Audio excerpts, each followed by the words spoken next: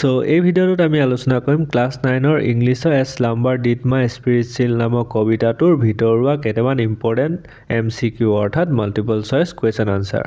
So ইয়াৰ আমাৰ প্ৰথম প্ৰশ্নটো হৈছে যে what has happen to Lucy, মানে লুচি নামৰ ছোৱালীজনী কি হৈছিলে। সো কবিতাটোত কৈছিলে যে ছোৱালীজনী মৃত্যু হৈছিলে। সো আনসাৰটো হৈছে option A, she has died, মানে তাই মৃত্যু হৈছিলে। সেকেন্ড প্ৰশ্নটো আমাক দিছে what cannot luchi do now, মানে ইয়াত কৈছে লুচিয়ে এতিয়া কি কৰিব নোৱাৰে, কাৰণ যিহেতু লুচিৰ মৃত্যু হ'ল গতিকে তাই ফিলো কৰিব নোৱাৰে, একো শুনিও নাপায় আৰু দেখিও নাপায়। সো গতিকে আনসাৰটো হ'ব option D, all of the above. ইয়াৰ পিছত আমাক 3 নম্বৰটো দিছে what does luchi do now, মানে ইয়াত কৈছে লুচিয়ে বৰ্তমান কি কৰে কৈছে, যিহেতু তাইৰ মৃত্যু হ'ল সো তাই বৰ্তমান কি কৰে কৈছে।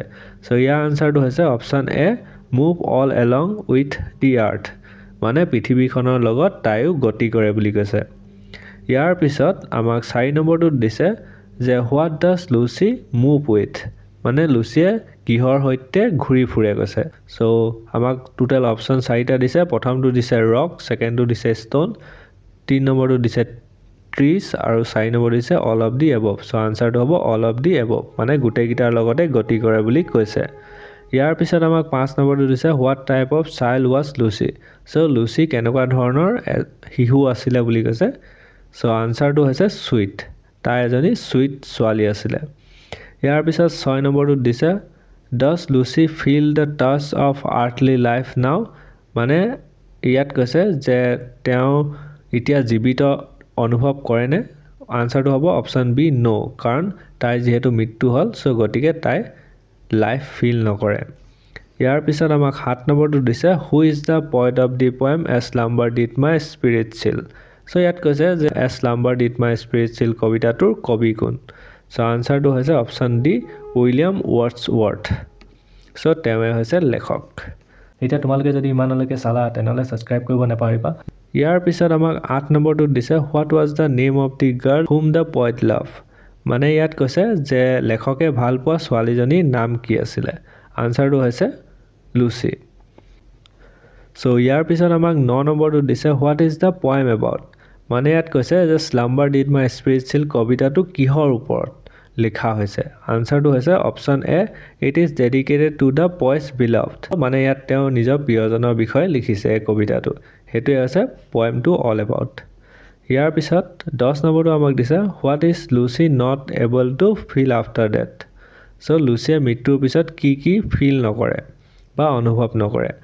আনসাৰটো হ'ব option B, touch of time span on the earth, মানে ইয়াত কৈছে যে যিখিনি সময় পৃথিৱীত কটাইছিলে সেই সময়খিনি তাই ফিল কৰিব নোৱাৰে, কাৰণ তাই যিহেতু মৃত্যু হ'ল সো সময় তাই ফিল কৰিব নোৱাৰে। ইয়াৰ পিছত আমাক 11 নম্বৰটোত দিছে what was the poet taking for granted, মানে লেখকে কি বস্তু চিৰিয়াছকৈ লোৱা নাছিলে। সো আনসাৰটো হ'ব option A, his beloved life, তেওঁৰ নিজৰ ভালপোৱা প্ৰিয়জনৰ লাইফটো তেওঁ চিৰিয়াছকৈ লোৱা নাছিলে। ইয়াৰ পিছত আমাক 12 নম্বৰটোত দিছে how did the poet feel after his beloved death, মানে তেওঁৰ প্ৰিয়জনৰ মৃত্যু হোৱাৰ পিছত লেখকে কেনেকুৱা ধৰণৰ ফিল কৰিছিলে। সো আনসাৰটো হৈছে অপশ্যন এ, গ্ৰীফ ষ্ট্ৰিকেন, মানে তেওঁ মনত বহুত বেজাৰ ভাৱ পাইছিলে, মানে বেজাৰ হৈছিলে। সো ইয়াৰ পিছত আমাৰ 13 নম্বৰটো দিছে what was luchi doing after her death, মানে লুচিৰ মৃত্যুৰ পিছত তাই কি কৰি আছিল বুলি কবিয়ে কৈছে। সো আনসাৰটো হৈছে option C, moving here and there in the earth course of rotation, মানে পৃথিৱীখন ঘূৰি আছে যিহেতু তাইও সেই পৃথিৱীখনৰ লগতে ঘূৰি ফুৰিছে বুলি কৈছে।